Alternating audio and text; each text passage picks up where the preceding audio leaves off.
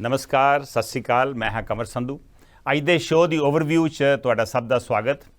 अज पंजाब तो हट के मैं उत्तर प्रदेश के मेरठ इलाके की एक 36 साल पुरानी घटना बारे गल करूँगा जो साडे मुल्क की न्याय प्रणाली और लोकतंत्र उपर एक बार फिर तो गंभीर सवालिया निशान खड़े करती है। मई 16 1987 एक मामूली जे वाक़या तो बाद हाशीमपुरा जो मेरठ के लागे है उत्थे फिरकू दंगे शुरू हुए सन। इन्हां दंगियां 150 तो वध लोग मारे गए और करीब हज़ार लोग जख्मी हुए सन। इन्हां दंगियां दा सेक दोवां फिरकियां नूं, हिंदुआं नूं भी ते मुसलमानां नूं भी लग्या सी।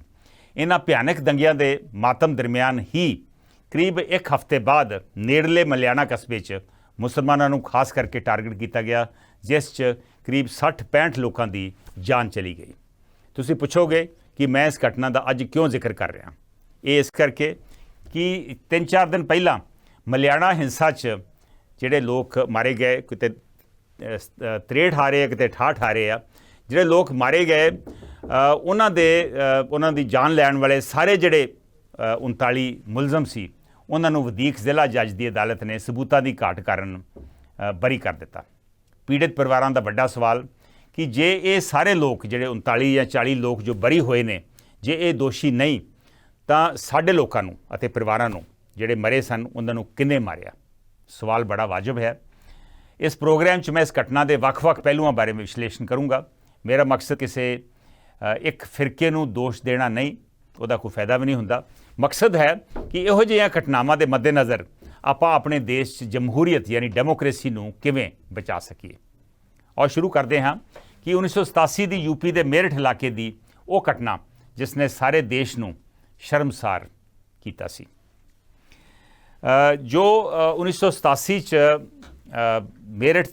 मेरठ दे हशीमपुरा इलाके या मलियाना दे विच जो होया सी उहदा एक थोड़ा जिहा पिछोकड़ आ।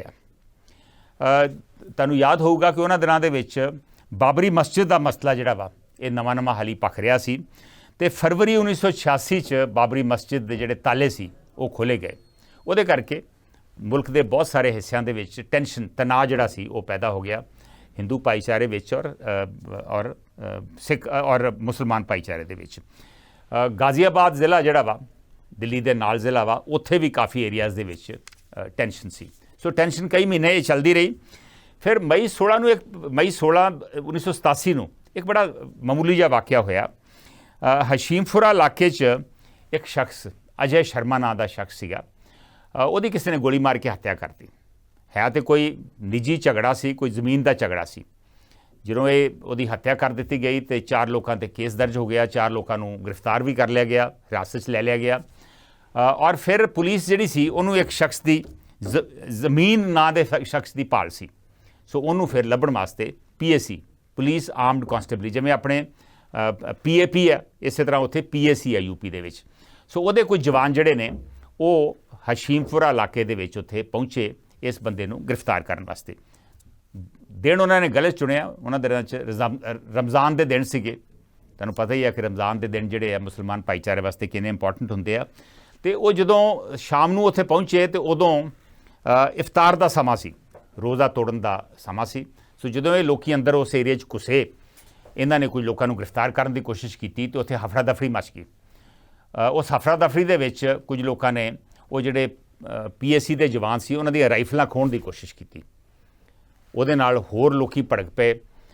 फिर किसी ने उत्थे एक दूजे दी दुकानां नूं अग लाउणी शुरू कर दित्ती और एक होर शख्स शशि भूषण नाम का शख्स सी उहनूं किसी ने छुरा मार के उहदी हत्या करती। जदों उत्थे दंगे ज़्यादा भड़क पे तो फिर किसी ने जिहड़ी उत्थे मस्जिद सी उहदे च अनाउंसमेंट करती। जो मस्जिद अनाउंसमेंट हुई तो सिर्फ मुसलमान भाईचारे के लोग इकट्ठे नहीं होए, उत्थे हिंदू भाईचारे के लोग भी इकट्ठे हो गए। दंगे शुरू हो गए, दुकानां नूं अग्गां लगणियां शुरू हो गईयां और ये जिहड़ी घटना वा ये उस दिन सारी रात उत्थे दंगे चलते रहे, उत्थे हिंसा चलती रही और अगले दिन भी ये हिंसा चलती रही। और जदों तक पुलिस होर तैनात की गई, फिर पुलिस नूं विड्रॉ करके आर्मी उत्थे तैनात की गई।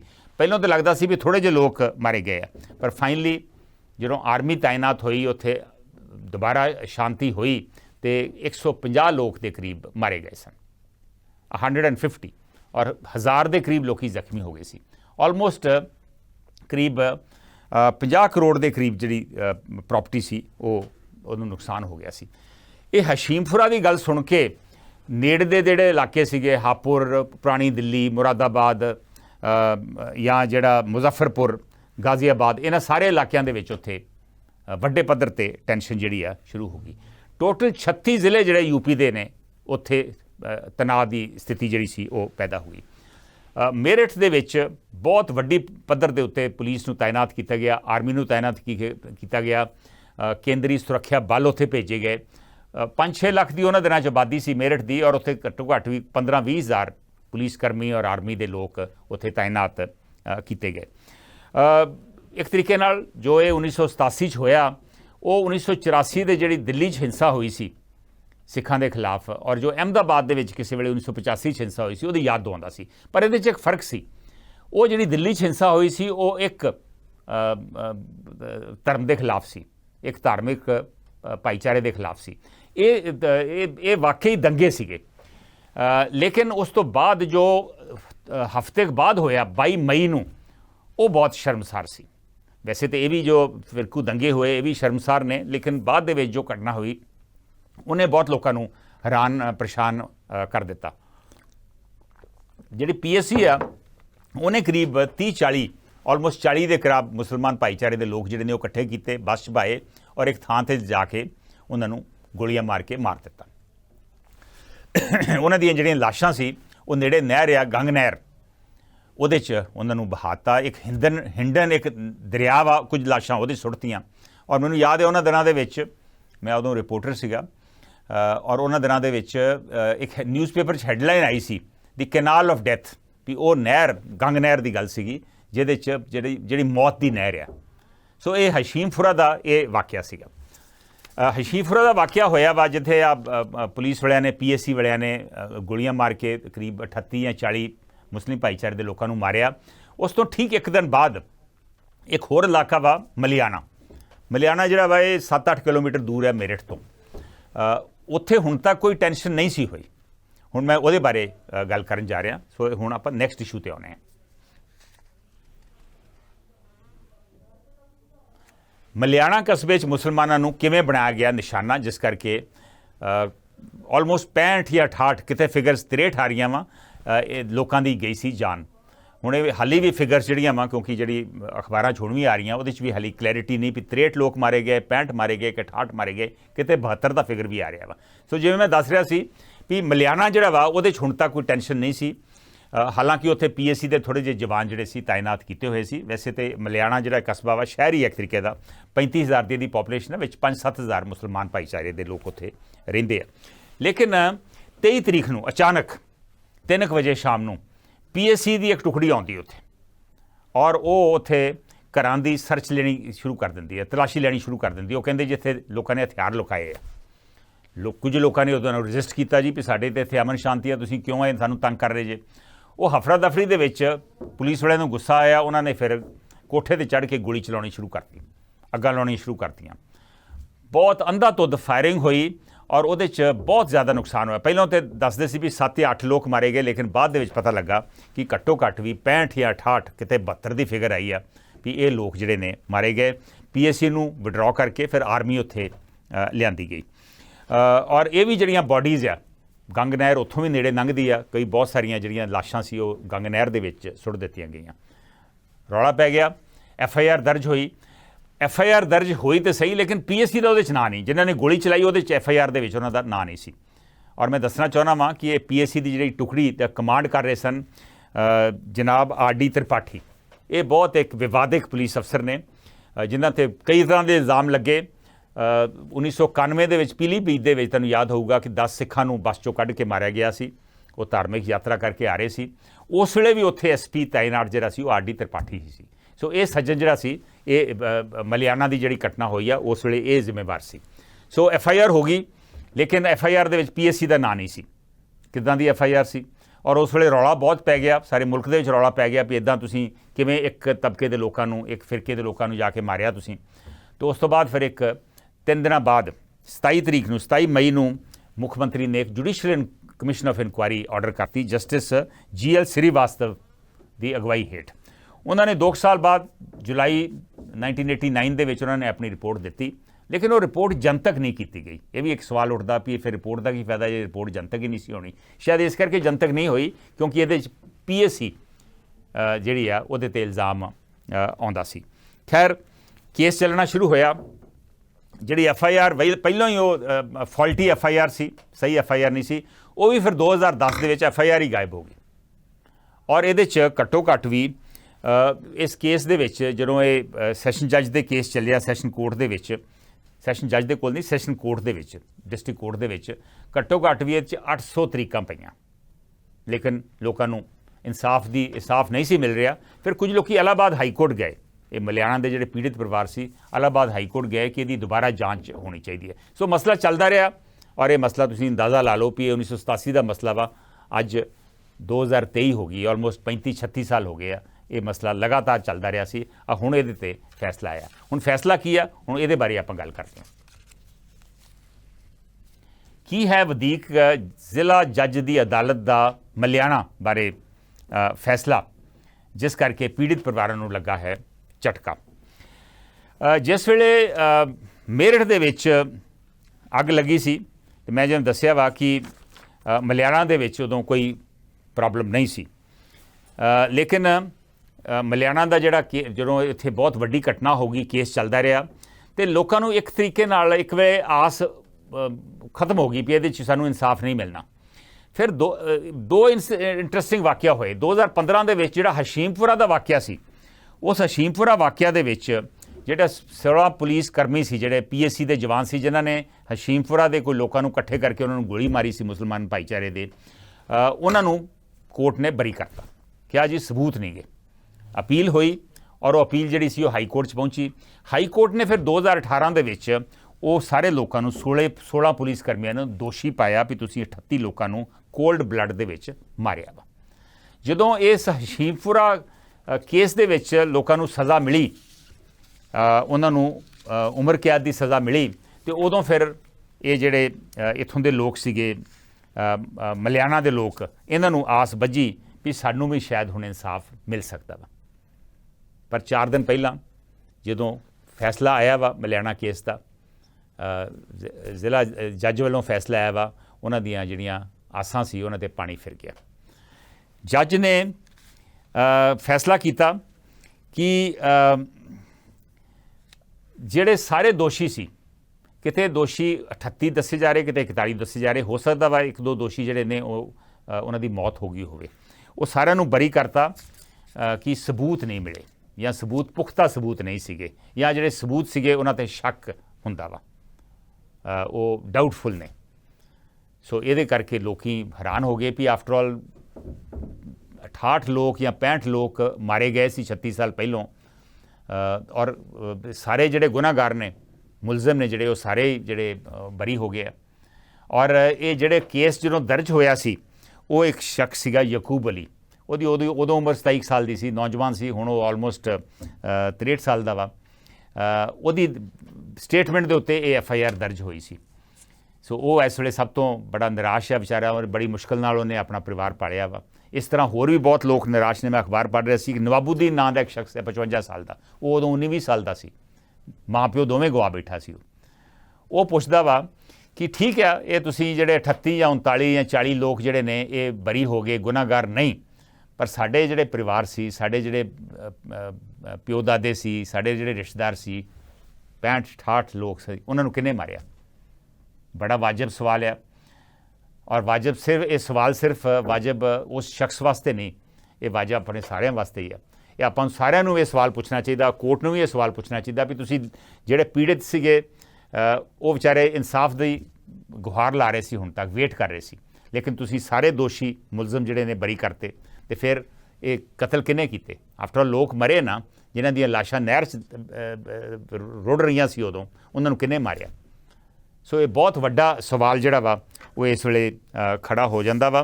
और सवाल ये भी खड़ा हुंदा वा भी ये जिहड़ियां इनकुआरियां हुंदियां वा, जिवें जुडिशल इनकुआरी हुई सी, उन्हां इनकुआरियां दा की फायदा?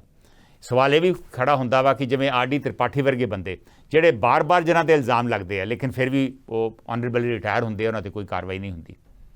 सो इस करके ਜਿਹੜੇ ਬਹੁਤ ਸਾਰੇ ਲੋਕ ਨੇ ਉਹ ਆਪਣਾ ਜਿਹੜਾ ਨਿਆਂ ਪ੍ਰਣਾਲੀ ਆ ਉਹਦੇ 'ਤੇ ਸਵਾਲ ਚੁੱਕਦੇ ਨੇ, ਖਾਸ ਕਰਕੇ ਜਿਹੜੇ ਘੱਟ ਗਿਣਤੀ ਦੇ ਲੋਕ ਨੇ। ਘੱਟ ਗਿਣਤੀ ਦੇ ਲੋਕ ਦਾ ਮਤਲਬ ਹੈ ਵੀ ਜਿਹੜੇ ਵੀ ਸੂਬੇ ਦੇ ਵਿੱਚ ਕੋਈ ਘੱਟ ਗਿਣਤੀ ਦੇ ਵਿੱਚ ਨੇ। ਮੁਲਕ ਦੇ ਵਿੱਚ ਕੁਝ ਲੋਕ ਘੱਟ ਗਿਣਤੀ 'ਚ ਨੇ, ਪਰ ਸੂਬਿਆਂ ਦੇ ਵਿੱਚ ਕੁਝ ਹੋਰ ਲੋਕ ਘੱਟ ਗਿਣਤੀ ਦੇ ਵਿੱਚ ਨੇ। ਸੋ ਹੁਣ ਆਪਾਂ ਇਸ ਲਾਸਟ ਮਸਲੇ ਦੇ ਉੱਪਰ ਡਿਸਕਸ ਕਰਾਂਗੇ। ਵੱਡਾ ਸਵਾਲ ਇਹ ਆ ਕਿ ਆਪਣੇ ਦੇਸ਼ 'ਚ ਘੱਟ ਗਿਣਤੀਆਂ ਦਾ ਸੰਵਿਧਾਨ ਅਤੇ ਕਾਨੂੰਨ ਪ੍ਰਤੀ ਵਿਸ਼ਵਾਸ ਕਿਵੇਂ ਹੋਵੇਗਾ ਬਹਾਲ। ਆਪਣੇ ਮੁਲਕ ਦੇ ਵਿੱਚ ਜਿਹੜੀਆਂ ਘੱਟ ਗਿਣਤੀਆਂ ਵਾ ਉਹਦੇ 'ਚੋਂ ਸਭ ਤੋਂ ਜ਼ਿਆਦਾ ਗਿਣਤੀ ਹੈ ਮੁਸਲਮਾਨਾਂ ਦੀ, ਉਹ ਕਰੀਬ 14% ਹੈ ਆਪਣੇ ਮੁਲਕ ਦੇ ਵਿੱਚ। ਉਸ ਤੋਂ ਬਾਅਦ ਨੇ ਫਿਰ ਕ੍ਰਿਸਚਨ ਭਾਈਚਾਰਾ ਈਸਾਈ, ਉਹ ਕਰੀਬ 2.3 ਜਾਂ 2.5% ਨੇ। ਫਿਰ ਆਉਂਦੇ ਆ ਸਿੱਖ, 2.25% ਆ। ਔਰ ਬਾਕੀ ਜਿਹੜੇ ਭਾਈਚਾਰੇ ਨੇ ਜੈਨ, ਬੁੱਧਿਸਟ, ਪਾਰਸੀ, ਉਹ ਕਰੀਬ 1-1.5% ਉਹ ਲਾ ਲਓ ਤੁਸੀਂ। ਵੈਸੇ ਤਾਂ ਬਹੁਤ ਸਾਰੇ ਹੋਰ ਲੋਕਾਂ ਨੂੰ ਵੀ ਕਈ ਵਾਰ ਇਨਸਾਫ ਨਹੀਂ ਮਿਲਦਾ, ਭਾਵੇਂ ਉਹ ਦਲਿਤ ਪਰਿਵਾਰ ਹੋਣ, ਲੇਕਿਨ ਇਹ ਜਿਹੜੇ ਘੱਟ ਗਿਣਤੀ ਦੇ ਲੋਕ ਨੇ ਇਹਨਾਂ ਵਾਸਤੇ ਇਨਸਾਫ ਜਿਹੜਾ ਵਾ ਉਹ ਇੰਝ ਲੱਗ ਰਿਹਾ ਵਾ ਵੀ ਉਹ ਇਨਸਾਫ ਹੌਲੀ ਹੌਲੀ ਉਹਨਾਂ ਨੂੰ ਨਹੀਂ ਮਿਲ ਰਿਹਾ। ਪਹਿਲੋਂ ਪਾਰਟੀਸ਼ਨ ਤੋਂ ਬਾਅਦ ਜੇ ਮਿਲਦਾ ਰਿਹਾ ਵਾ ਤੇ ਹੁਣ ਹੌਲੀ ਹੌਲੀ ਉਹ ਵੀ ਖਤਮ ਹੁੰਦਾ ਦਿਸ ਰਿਹਾ ਵਾ। ਮੈਂ ਫਿਰ ਦੱਸਣਾ ਚਾਹੁੰਦਾ ਵਾਂ ਕਿ ਜਿਹੜੇ ਮੈਂ ਦੱਸਿਆ ਵਾ ਮੁਸਲਮਾਨ 14% ਆ, ਇਹ ਮੁਲਕ ਦੀ ਪੋਪੂਲੇਸ਼ਨ ਹੈ। ਲੇਕਿਨ ਕੁਝ ਸੂਬੇ ਨੇ ਜਿਵੇਂ ਕਸ਼ਮੀਰ ਆ, ਉੱਥੇ ਕਸ਼ਮੀਰੀ ਪੰਡਿਤ ਘੱਟ ਗਿਣਤੀ 'ਚ ਨੇ ਔਰ ਬਹੁਤ ਸਾਰੇ ਕਸ਼ਮੀਰੀ ਪੰਡਿਤਾਂ ਦੇ ਹਮਲੇ ਹੋਏ, ਉਹਨਾਂ ਨੂੰ ਛੱਡਣਾ ਪਿਆ ਉੱਥੇ। ਪੰਜਾਬ ਦੇ ਵਿੱਚ ਸਿੱਖ ਮੈਜੋਰਿਟੀ 'ਚ ਨੇ, ਹਿੰਦੂ ਭਾਈਚਾਰਾ ਇੱਥੇ ਮਾਈਨੋਰਿਟੀ 'ਚ ਆ। ਕਈ ਵਾਰ ਇੱਥੇ ਹਿੰਦੂਆਂ ਨੂੰ ਵੀ ਬੱਸਾਂ 'ਚੋਂ ਕੱਢ ਕੇ ਮਾਰਿਆ, ਆਪਾਂ ਨੂੰ ਪਤਾ ਹੀ ਆ। ਲੇਕਿਨ ਦੂਜੀਆਂ ਸਟੇਟਾਂ ਦੇ ਵਿੱਚ, ਹਰਿਆਣਾ ਦੇ ਵਿੱਚ, ਦਿੱਲੀ ਦੇ ਵਿੱਚ ਸਿੱਖ ਜਿਹੜੇ ਨੇ ਉਹ ਘੱਟ ਗਿਣਤੀ 'ਚ ਆ। ਔਰ ਤੁਸੀਂ ਵੇਖਿਆ ਹੀ ਆ ਕਿ 1984 'ਚ ਕੀ ਹੋਇਆ, ਕਿਵੇਂ ਉਹਨਾਂ ਨੂੰ ਆਪਣੇ ਘਰਾਂ 'ਚੋਂ ਕੱਢ ਕੇ ਮਾਰਿਆ ਗਿਆ। ਸੋ ਜਿਹੜਾ ਵੀ ਤਬਕਾ ਜਿੱਥੇ ਵੀ ਘੱਟ ਗਿਣਤੀ 'ਚ ਆ, ਉਹ ਆਪਣੇ ਆਪ ਨੂੰ ਸੁਰੱਖਿਅਤ ਮਹਿਸੂਸ ਨਹੀਂ ਕਰਦਾ। ਸੋ ਆਪਾਂ ਹੁਣ ਇਸ਼ੂ ਆਪਾਂ ਜਿਹੜਾ ਡਿਬੇਟ ਕਰ ਰਹੇ ਹੋਏ ਆ ਵੀ ਇਹ ਘੱਟ ਗਿਣਤੀ ਦੇ ਲੋਕਾਂ ਨੂੰ, ਜਿੱਥੇ ਵੀ ਕੋਈ ਘੱਟ ਗਿਣਤੀ 'ਚ ਆ, ਉਹ ਸੁਰੱਖਿਅਤ ਕਿਵੇਂ ਮਹਿਸੂਸ ਕਰਨ। ਸੰਵਿਧਾਨ 'ਤੇ ਨਿਗਾਹ ਮਾਰਦੇ ਆ। ਸਾਡਾ ਸੰਵਿਧਾਨ ਜਿਹੜਾ ਉਹ ਸ਼ੁਰੂ ਹੁੰਦਾ ਵੀ ਦੀ ਪੀਪਲ, ਉਹ ਉੱਥੇ ਕੋਈ ਡਿਫਰੈਂਸ਼ੀਏਟ ਨਹੀਂ ਕਰਦਾ ਵੀ ਬਹੁ ਗਿਣਤੀ ਕੌਣ ਹੈ ਅਤੇ ਘੱਟ ਗਿਣਤੀ ਕੌਣ ਹੈ। ਉਹਦੇ 'ਚ ਸਾਰੇ ਲੋਕ ਬਰਾਬਰ ਨੇ, ਵੀ ਦੀ ਪੀਪਲ। ਸੰਵਿਧਾਨ ਇਹ ਵੀ ਆਂਦਾ ਵਾ ਵੀ ਇਹ ਸੈਕੂਲਰ ਮੁਲਕ ਆ, ਧਰਮ ਨਿਰਪੱਖ ਮੁਲਕ ਹੈ, ਇਹਦੇ 'ਚ ਸਾਰੇ ਧਰਮ ਬਰਾਬਰ ਨੇ। ਤੁਹਾਨੂੰ ਆਪਣੇ ਧਰਮ ਦੀ ਪੂਰੀ ਆਸਥਾ ਦੀ ਪੂਰੀ ਆਜ਼ਾਦੀ ਹੈ। ਸਾਡਾ ਸੰਵਿਧਾਨ ਇਹ ਵੀ ਆਂਦਾ ਵਾ ਵੀ ਇਹ ਇੱਕ ਡੈਮੋਕ੍ਰੈਟਿਕ ਰਿਪਬਲਿਕ ਆ, ਯਾਨੀ ਲੋਕਤੰਤਰ ਗਣਰਾਜ ਆ। ਔਰ ਇਹ ਸਾਰੇ ਨਾਗਰਿਕ ਜਿਹੜੇ ਨੇ ਇਹਦੇ 'ਚ ਬਰਾਬਰ ਨੇ। ਸਾਡੇ ਫੰਡਾਮੈਂਟਲ ਰਾਈਟਸ ਸਾਨੂੰ ਇਕੁਐਲਿਟੀ ਬਿਫੋਰ ਲਾਅ ਦਿੰਦੇ ਆ। ਔਰ ਇਹ ਇਕੁਐਲਿਟੀ ਵਾਸਤੇ ਇੱਕ ਨਿਆਂ ਪ੍ਰਣਾਲੀ ਬਣੀ ਹੋਈ ਆ। ਕੋਰਟਸ ਨੇ, ਡਿਸਟ੍ਰਿਕਟ ਕੋਰਟਸ ਆ, ਹਾਈ ਕੋਰਟ ਆ, ਫਿਰ ਸੁਪਰੀਮ ਕੋਰਟ ਆ।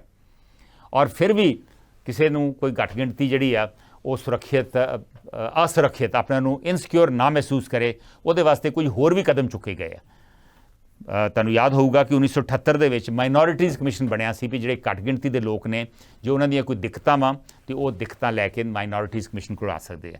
ਉਹਦਾ ਫਿਰ ਦੁਬਾਰਾ ਨਾਂ ਰੱਖਿਆ ਗਿਆ 1992 ਦੇ ਵਿੱਚ ਨੈਸ਼ਨਲ ਕਮਿਸ਼ਨ ਆਫ ਮਾਈਨੋਰਿਟੀਜ਼।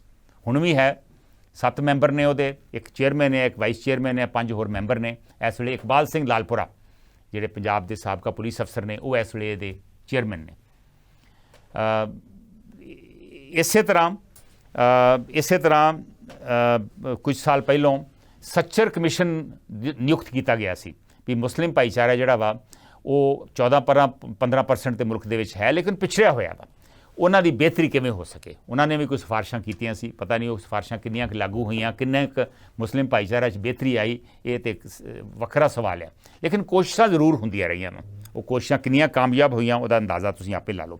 ਫਿਰ 1993 ਦੇ ਵਿੱਚ national commission of human rights ਵੀ ਬਣਾਇਆ ਗਿਆ ਵੀ ਜੇ ਮਨੁੱਖੀ ਅਧਿਕਾਰਾਂ ਦੀ ਉਲੰਘਣਾ ਹੁੰਦੀ ਹੈ, ਖਾਸ ਕਰਕੇ ਘੱਟ ਗਿਣਤੀਆਂ ਦੀ, ਤੇ ਉਹਦਾ ਕੀ ਇਲਾਜ ਹੈ।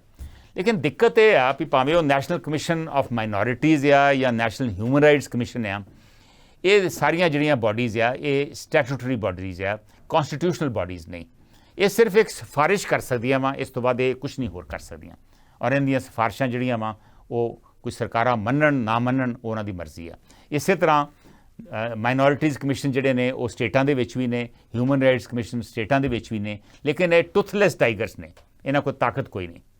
ਸੋ ਸ਼ਾਇਦ ਲੋੜ ਆ ਵੀ ਇਹ ਜਿਹੜੇ ਕਮਿਸ਼ਨਸ ਨੇ, ਭਾਵੇਂ ਉਹ ਨੈਸ਼ਨਲ ਮਾਈਨੋਰਿਟੀਜ਼ ਕਮਿਸ਼ਨ ਹੈ ਜਾਂ ਹਿਊਮਨ ਰਾਈਟਸ ਕਮਿਸ਼ਨ ਹੈ, ਇਹਨਾਂ ਨੂੰ ਕਨਸਟੀਟਿਊਸ਼ਨਲ ਬਾਡੀ ਬਣਾਇਆ ਜਾਵੇ। ਇਹਨਾਂ ਨੂੰ ਆਪਣੀ ਤਫਤੀਸ਼ ਕਰਨ ਦਾ ਅਧਿਕਾਰ ਹੋਣਾ ਚਾਹੀਦਾ ਵਾ, ਲੋਕਾਂ ਨੂੰ ਸਜ਼ਾ ਦੇਣ ਦਾ ਅਧਿਕਾਰ ਹੋਣਾ ਚਾਹੀਦਾ ਵਾ। ਔਰ ਇਹਦੇ 'ਚ ਉਹ ਬੰਦੇ ਚੁਣਨੇ ਚਾਹੀਦੇ ਆ ਜਿਨ੍ਹਾਂ ਨੇ ਸਮਾਜ ਵਾਸਤੇ ਕੰਮ ਕੀਤਾ, ਨਾ ਕਿ ਸਿਫਾਰਸ਼ੀ ਲੋਕ ਜਿਹੜੇ ਤੁਹਾਡੇ ਪਾਰਟੀ ਦੇ ਬੰਦੇ ਨੇ ਉਹਨਾਂ ਨੂੰ ਇਹਨਾਂ ਦੇ ਵਿੱਚ ਨਿਯੁਕਤ ਕੀਤਾ ਜਾਏ। ਦੇਖਿਆ ਗਿਆ ਵਾ कि ਸਾਡੇ ਬਹੁਤ ਸਾਰੇ ਜਿਹੜੇ ਮੁਲਕ ਦੇ ਉੱਚੇ ਅਹੁਦੇ ਆ, ਭਾਵੇਂ ਉਹ ਰਾਸ਼ਟਰਪਤੀ ਦਾ ਅਹੁਦਾ ਵਾ ਜਾਂ ਮੰਤਰੀਆਂ ਦੇ ਅਹੁਦੇ ਨੇ ਜਾਂ ਆਰਮੀ ਦਾ ਚੀਫ ਆ ਜਾਂ ਪੁਲਿਸ ਦੇ ਚੀਫ ਨੇ ਸਟੇਟਾਂ ਦੇ ਵਿੱਚ ਜਾਂ IB ਜਾਂ CBI ਵਗੈਰਾ ਦੇ ਚੀਫ ਨੇ, ਉਹਦੇ 'ਚ ਬਹੁਤ ਸਾਰੇ ਘੱਟ ਗਿਣਤੀ ਦੇ ਜਿਹੜੇ ਅਫਸਰ ਨੇ ਉਹ ਉੱਥੋਂ ਉਹਨਾਂ ਅਹੁਦਿਆਂ ਤੱਕ ਪਹੁੰਚੇ ਆ। ਲੇਕਿਨ ਬ੍ਰੌਡਲੀ ਫਿਰ ਵੀ ਜਿਹੜੇ ਘੱਟ ਗਿਣਤੀਆਂ ਵਾ ਉਹ ਆਪਣੇ ਨੂੰ ਸੁਰੱਖਿਅਤ ਮਹਿਸੂਸ ਨਹੀਂ ਕਰਦੀਆਂ। ਸ਼ਾਇਦ ਲੋੜ ਆ, ਇਹ ਮੇਰਾ ਆਪਣਾ ਸੁਝਾਅ ਆ, ਸ਼ਾਇਦ ਲੋੜ ਆ ਕਿ ਸਾਡੇ ਸੰਵਿਧਾਨ ਦੇ ਵਿੱਚ ਉਹਨਾਂ ਵਾਸਤੇ ਕੋਈ ਨਾ ਕੋਈ ਕੌਂਸਟੀਟਿਊਸ਼ਨਲ ਗਰੰਟੀ ਹੋਣੀ ਚਾਹੀਦੀ ਆ। ਜਿਵੇਂ ਅਮਰੀਕਨ ਕੌਂਸਟੀਟਿਊਸ਼ਨ ਦੇ ਵਿੱਚ ਮੀਡੀਆ ਦੀ ਆਜ਼ਾਦੀ ਵਾਸਤੇ ਫਸਟ ਅਮੈਂਡਮੈਂਟ ਲਿਆਂਦੀ ਗਈ ਵੀ ਮੀਡੀਆ ਜਿਹੜੀ ਆ ਉਹਦੀ ਆਜ਼ਾਦੀ ਨੂੰ ਕੋਈ ਉਹਦੇ ਨਾਲ ਛੇੜਖਾਨੀ ਨਹੀਂ ਕਰੂਗਾ, ਮੀਡੀਆ ਹਮੇਸ਼ਾ ਆਜ਼ਾਦ ਰਹੂਗਾ। ਸੋ ਘੱਟ ਗਿਣਤੀਆਂ ਦੀ ਸੁਰੱਖਿਆ ਯਕੀਨੀ ਬਣਾਉਣ ਵਾਸਤੇ ਮੇਰੇ ਖਿਆਲ ਸਾਡੇ ਕੌਂਸਟੀਟਿਊਸ਼ਨ ਦੇ ਵਿੱਚ ਬਰਾਬਰਤਾ ਤਾਂ ਅਸੀਂ ਲਿਖੀ ਆ, ਲੇਕਿਨ ਉਹਦੇ ਸ਼ਾਇਦ ਜ਼ਿਕਰ ਕਰਨ ਦੀ ਲੋੜ ਆ ਵੀ ਮਾਈਨੋਰਿਟੀਜ਼ ਦੇ ਨਾਲ ਜੇ ਕੋਈ ਧੱਕਾ ਕਰਦਾ ਵਾ, ਜੇ ਕੋਈ ਸਾਜ਼ਿਸ਼ ਦੇ ਤਹਿਤ ਧੱਕਾ ਕਰਦਾ ਵਾ, ਤੇ ਉਹਨੂੰ ਬਾਕੀਆਂ ਨਾਲੋਂ ਜ਼ਿਆਦਾ ਸਖਤ ਸਜ਼ਾ ਦਿੱਤੀ ਜਾਊਗੀ। ਸੋ ਇਸ ਤਰ੍ਹਾਂ ਦੀ ਕੋਈ ਨਾ ਕੋਈ ਸਾਨੂੰ ਕੌਂਸਟੀਟਿਊਸ਼ਨਲ ਗਰੰਟੀਜ਼ ਮਾਈਨੋਰਿਟੀਜ਼ ਵਾਸਤੇ ਚਾਹੀਦੀਆਂ ਵਾ, ਜੇ ਅਸੀਂ ਵਾਕਈ ਆਪਣੀ ਜਮਹੂਰੀਅਤ ਨੂੰ, ਆਪਣੇ ਲੋਕਤੰਤਰ ਨੂੰ ਵਾਕਈ ਅਸੀਂ ਕਾਇਮ ਰੱਖਣਾ ਵਾ ਔਰ ਬਰਕਰਾਰ ਰੱਖਣਾ ਵਾ। ਇਹ ਅੱਜ ਮੈਂ ਪੰਜਾਬ ਤੋਂ ਹਟ ਕੇ ਇੱਕ ਵੱਖਰੀ UP ਦੀ ਗੱਲ ਕਰ ਰਿਹਾ ਵਾਂ, ਪਰ ਇਹਦਾ ਅਸਰ ਜਿਹੜਾ ਵਾ ਉਹ ਸਾਰੇ ਮੁਲਕ ਦੇ ਵਿੱਚ ਹੁੰਦਾ ਵਾ। ਇਹ ਪੁਰਾਣੀ 36 ਸਾਲ ਆਪਾਂ ਕਈ ਵਾਰ ਸੋਚਦੇ ਹੁੰਦੇ ਆ ਨਾ ਕਿ 1984 ਦਾ ਇਨਸਾਫ ਨਹੀਂ ਮਿਲਿਆ। ਤੁਸੀਂ ਅੰਦਾਜ਼ਾ ਲਾ ਲਓ ਕਿ ਹੋਰ ਵੀ ਇਹੋ ਜਿਹੇ ਵਾਕਿਆ ਨੇ, ਜਿਵੇਂ 1987 ਦਾ ਇਹ ਵਾਕਿਆ ਵਾ, ਜਿਹਦਾ ਅੱਜ ਵੀ ਇਨਸਾਫ ਜਿਹੜਾ ਵਾ ਨਹੀਂ ਮਿਲਿਆ। ਲੋਕੀ ਅੱਜ ਵੀ ਇਨਸਾਫ ਦੀ ਗੁਹਾਰ ਲਗਾ ਰਹੇ ਨੇ। ਅੱਜ ਵਾਸਤੇ ਇੰਨਾ ਹੀ। ਨਮਸਕਾਰ, ਸਤਿ ਸ਼੍ਰੀ ਅਕਾਲ।